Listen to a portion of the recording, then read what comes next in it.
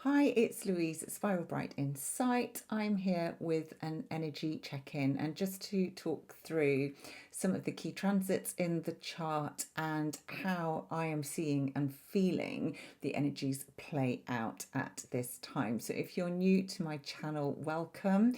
I am an intuitive astrologer. I work with fixed stars, with asteroids, and really read the sky and translate a lot of the stories and the patterns that are showing up in the skies and by default and extension in the chart. So yeah, it's really good to have you here. And if you are interested in astrology and ascension and star seeds and the cosmos, then you are in the exactly the right place.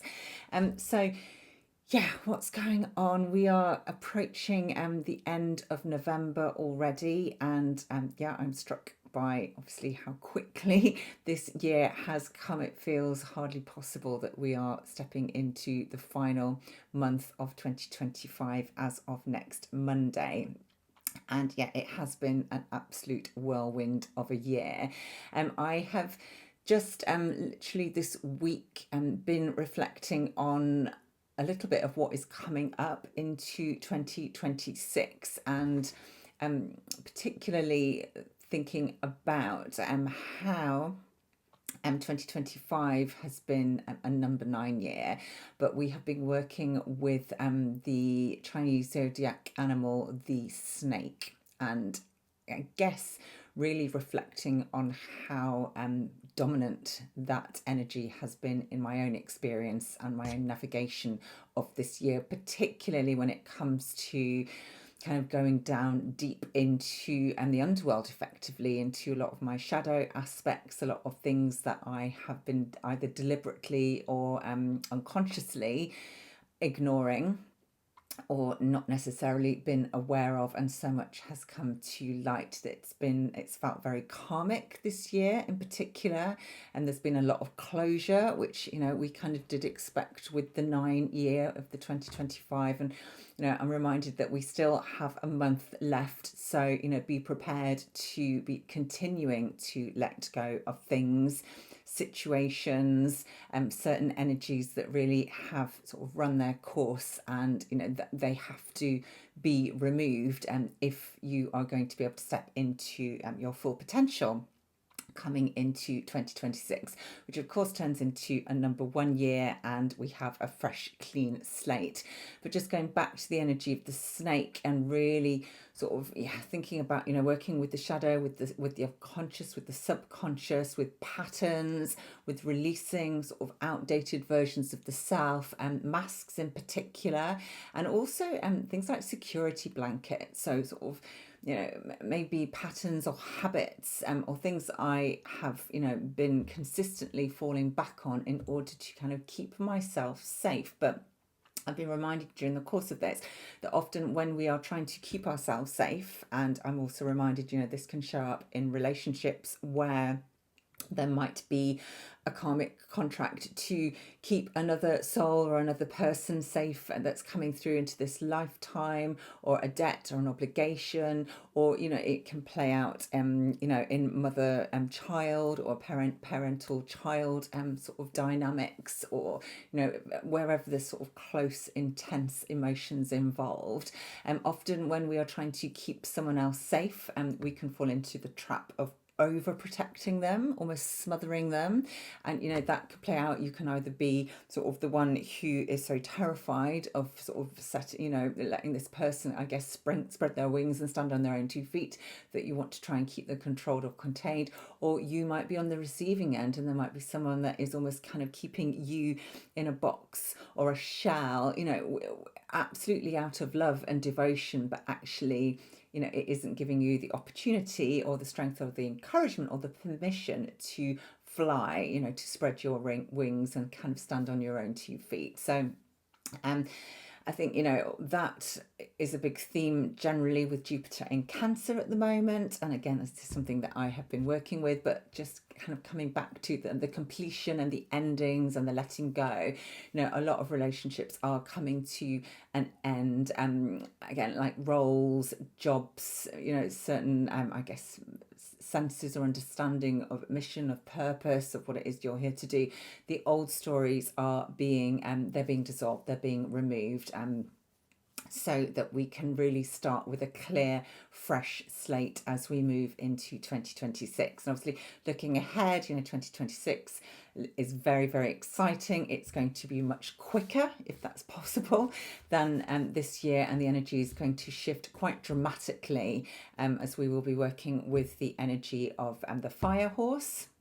In the Chinese calendar, we will be working with the energy of the number 1, and we are also going to be working a lot with the Aries energy, with Saturn and Neptune moving into Aries, and obviously Uranus will be moving into Gemini finally, so we've got a lot of air and fire combination, and Jupiter will also be moving into Leo next summer, as well as the nodes changing signs. They are moving into Aquarius North Node and Leo South Node, so that is more air and fire. So when we think about the combination of air and fire, there's a lot there's a lot going on, and I will no doubt be coming back to talk about those energies more specifically in due course. But if we just come back to where we are right now, I kind of went off on a bit of a tangent there. It's I think we are kind of almost in this wrapping up phase now, as we sort of prepare to move into December.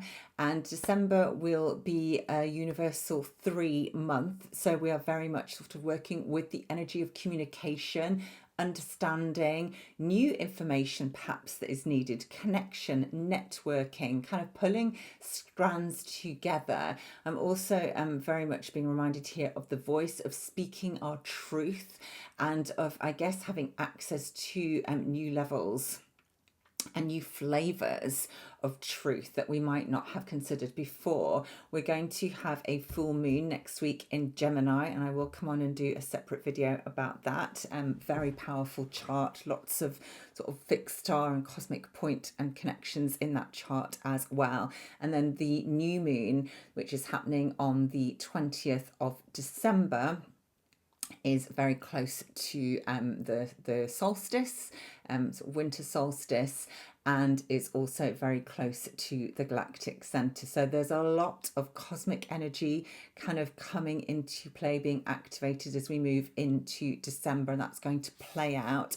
My feeling is that with the strong Sagittarius energy and Gemini as well, sort of starting off this full moon, there's going to be lots of noise, lots of stories, lots of ideas, and it could be, it's very likely that there is going to be a lot of overwhelm that comes through that. Don't forget, Saturn, which is literally within hours of me filming this, is going to be stationing direct, is now in its final sort of couple of months in Pisces, is going to move through those final degrees of Pisces, dissolving old karmic sort of agreements and contracts, and really, I guess, forcing us to let go in order that we can start afresh, that we can sort of really master our, what it is that we, our karma effectively. And Neptune is also at the final degree of Pisces, kind of adding another layer, another sort of, a real boost actually to this process. So although we are shifting out of Scorpio season now, thank goodness. Mercury's still there for a few more days, but Mercury is going to go direct on Saturday, and then we'll sort of quite quickly move through the final degrees of Scorpio and out into Sagittarius, and then we can think, okay, we're fully in Sagittarius season, which of course is about rising up. It is about being able to see the bigger picture. It is about kind of tuning into that energy of flight and expansion and adventure, very optimistic, very joyful, very excitable, can potentially be quite scattered as well. I know Gemini in opposition is scattered, but Sagittarius can also be like that because it's pulling on its opposing sign. But it is very much about freedom and being able to kind of see things from a different perspective, a higher perspective. And I feel that this is what December is going to gift us. this opportunity to really start to see things that perhaps were hidden, but from a very different, point of view. And of course, when we're able to shift our perspective, our whole sense of reality and understanding of reality can actually shift, which, let's not deny it can be very destabilizing, but it's also part of this process that we are in. So, as Saturn is stationing direct within the next few hours, there is a final sort of, well, it's a turning of the tide, if you like. Don't underestimate this station, although it's not an outer planet. It is in the final sign, Pisces. So as I've said, it's very karmic. Saturn is a heavyweight. It's about lessons. It's about tests. Are we truly ready? He's been in retrograde motion for the last few months, and now it's like, right, there's no more time for pausing or holding back or limiting or restricting your your growth, your connection into the next stage. It is time to absolutely go for it, and we're not really going to be allowed to hold back, is what I feel. But I've noticed quite a few people at the moment are experiencing a lot of heaviness, which can be physical, it can be mental, it can be emotional, almost like dragging. This feels like Saturn very much, although Saturn is in Pisces, which, there are no boundaries necessarily. It is a heavy energy, and there is this sense as well, because of all the other transits that are taking place. We're moving into this time that we have been waiting for a very, very long time. And it's almost like that, and again, I'm reminded the birthing sort of process. It's often the case as you are sort of in the process of giving birth, and I've had two of my own children, so I can completely sort of resonate with this. You almost get to that point where the baby's about to come, and you almost have the like, oh my god, no, just make it stop. I can't do this anymore. I'm not ready for this. Oh my god, I've changed my mind. And obviously by that point, there is no going back. So but there is that kind of last minute like, ugh, like hesitation, like, I want to withdraw. I just, I don't feel I'm strong enough. I don't feel I'm ready. And this is kind of what I feel is coming through now, but it's just like it isn't negotiable. We are absolutely ready. We were born ready. We came ready. We've been waiting for this time forever, and that sort of transcends this lifetime. It goes way beyond. But yeah, it is also quite daunting. So if you're feeling like that, if you're feeling heavy, if you're feeling like, you just want to put on the brakes, or you almost like want to curl up and sort of go, hide in a ball, or, bring down the hatches and go, right, that's it, I'm not in. I just don't want to. It's kind of, I want to say, yes, that is kind of what is coming up, but equally there is also this kind of frisson of excitement, and like we almost have to go, just have to go with it. We just have to let go. And I'm now being sort of reminded of being on one of these roller coasters, and I hate roller coasters. I hate fast rides. I hate that kind of feeling of dropping and not being in control. And I think that's what's coming through. It's like we cannot control, we cannot hold on, we cannot keep a handle on what is going on. We have to let go. And that's possibly the message. I feel like I've gone around a lot of houses to get to it, but yeah, that is the message. We have to be able to trust and just let go. And yes, it's quite scary. It's more than quite scary, but it's also, we just have to trust that we will have the tools, we will have the strength, we'll have the presence, the wherewithal to guide us through. And all the inner work that we've been doing in retrograde season, don't forget all the other planets are still retrograde at this time, has really been building that inner strength and that inner understanding in order for us to move into this time.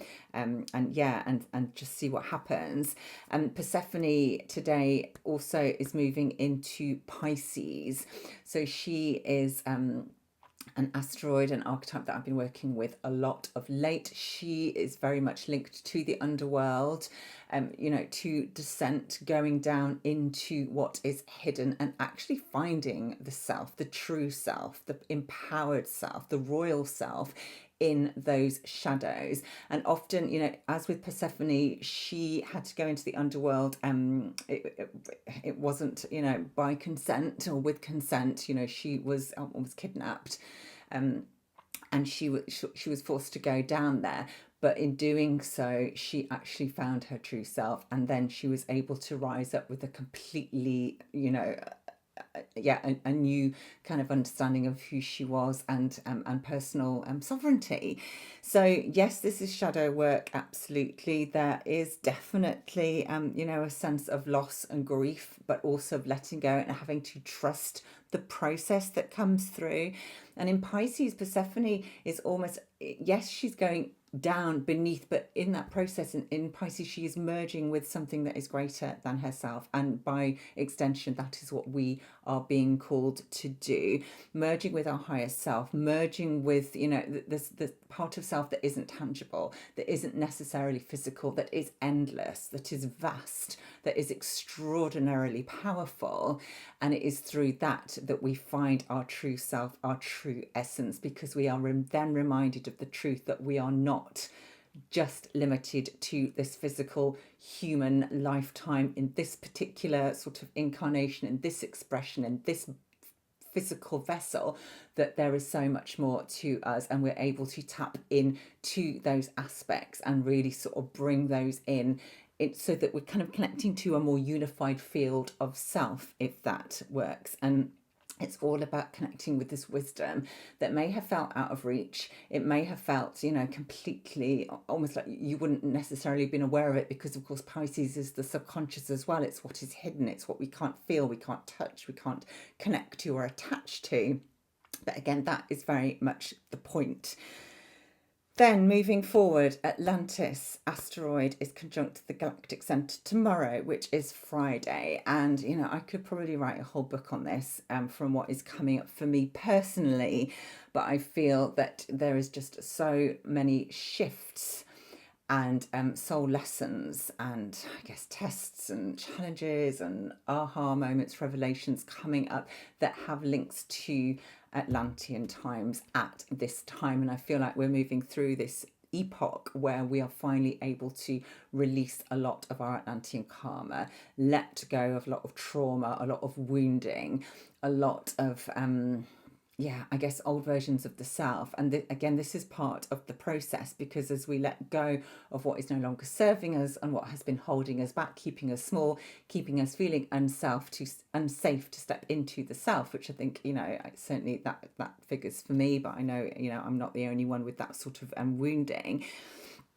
It's like, okay, this is time. So there's a lot of closure going on. And even if you don't feel that you have had Atlantean connections or past lives, it may be that you are dealing with similar themes, which is ultimately, the collapse of, I guess, a society that became too head-based, too science-based, too technology-based, where the wisdom, which was extensive and very, very powerful and, quite spectacular, was kind of falling into the wrong hands, wasn't being used ethically with integrity, and there was a disconnect from the heart. So, again, that's just a very top line sort of, explanation.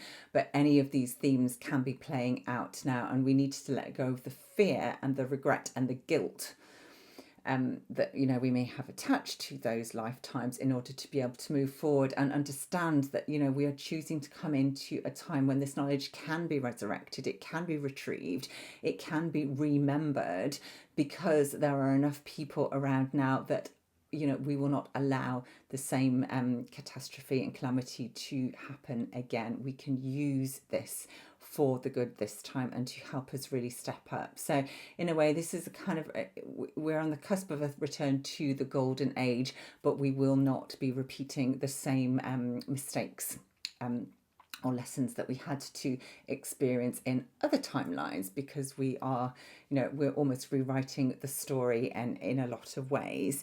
So that is happening tomorrow. Mercury stations direct on Saturday in Scorpio. So yes, there might be some more secrets coming to light, new understanding, Atlantis can have a lot of kind of corrupt, connections as well. So again, the timelines are very much sort of merging at the moment, and this is very much coming through with Neptune in Pisces, where there isn't necessarily like, oh yeah, I can say that belonged to that lifetime, therefore it's not relevant here. It's like, no, everything is kind of blending and merging because we're able to take and sort of cherry pick in order to get a full understanding of what it is that we need to really kind of work out and help us to move forward right now.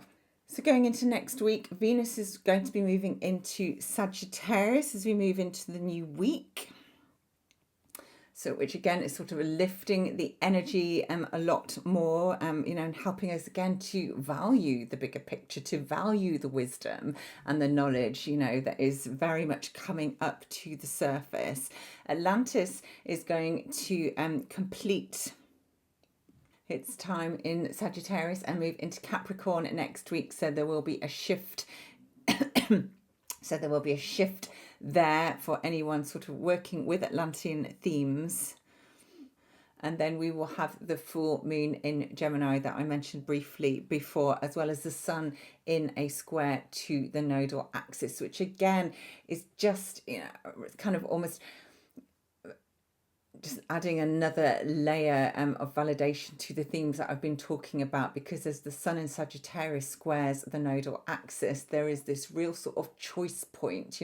We can see things from a bigger picture. We can see sort of where we've come from, and also starting to get a glimpse of where we are going, and we are able to choose, are we going to be held back? Are we going to cling to our comfort zone, Virgo, or are we going to really, I guess, take a leap of faith and step more into the Pisces energy, which of course is, where a lot of the focus is right now, with Neptune and Saturn also in Pisces, and of course with Persephone moving in as well. So, as always, there are huge amounts of energies going on, and like I said, how I'm seeing it play out, a real heaviness, kind of feeling, I guess,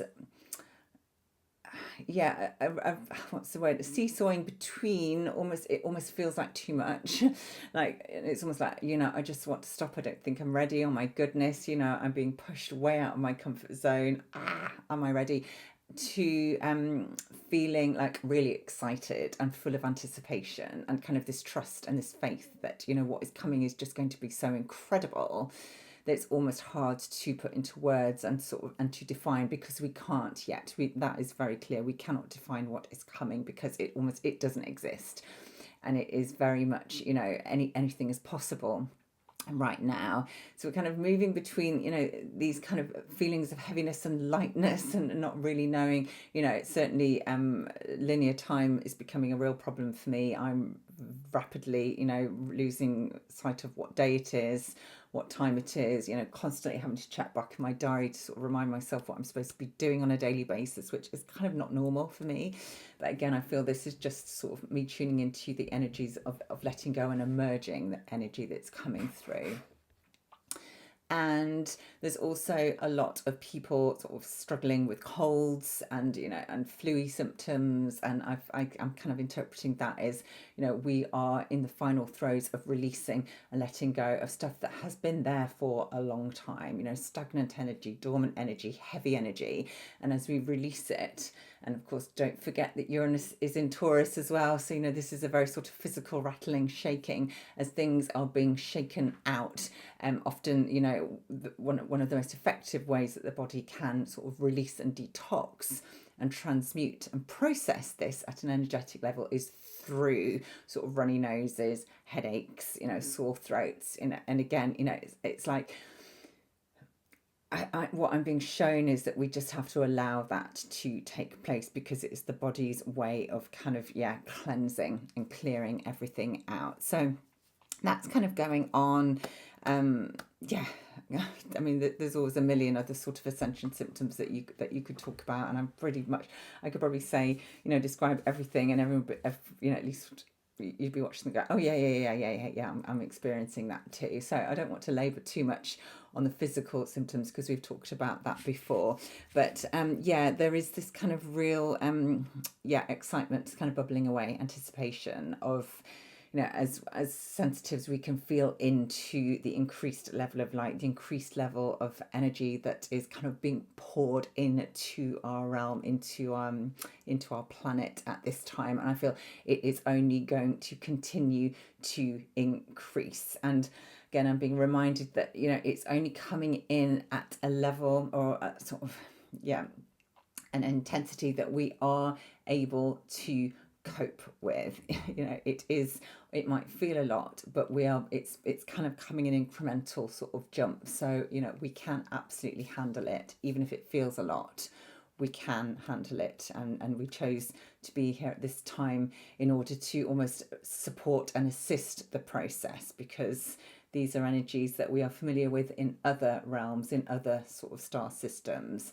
It might be unfamiliar here, but we have done this before elsewhere. And I'm being reminded that, although our human selves and our egos and our personalities may not have a clue what is going on, our souls and our higher selves absolutely do know, and to take comfort in that. So I think I'm going to leave it there. I will come on and talk about the full moon in the next few days. I have got a new deep dive report that I have sent out the details to everyone on my mailing list last week, which is about Sedna.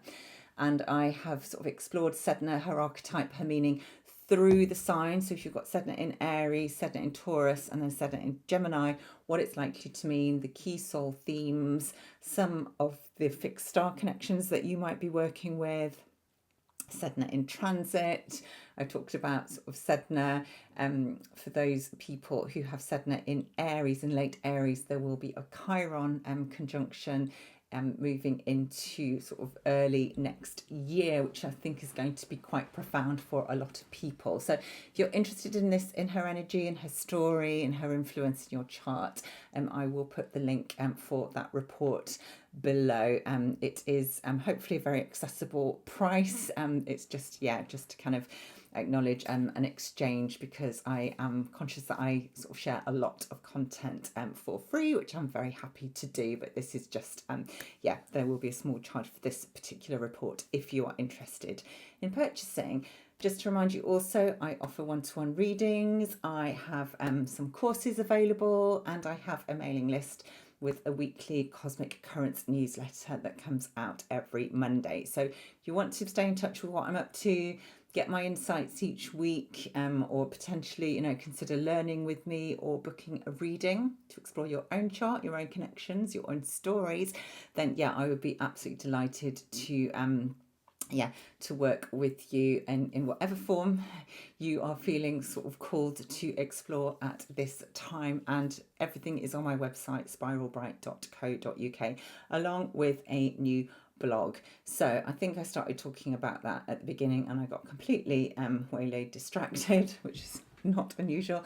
But that is also accessible on my website. And I have an article about the year of the horse, which is definitely where I started but didn't carry on to, and also an article about the blue ray and the blue ray souls, blue ray star seeds. So as always, thank you so much for watching. I hope you've enjoyed my musings. It's been quite rambly today. But I haven't really had any notes, so I've just allowed it to flow. So thank you so much for your support, and I look forward to connecting again soon. Lots of love.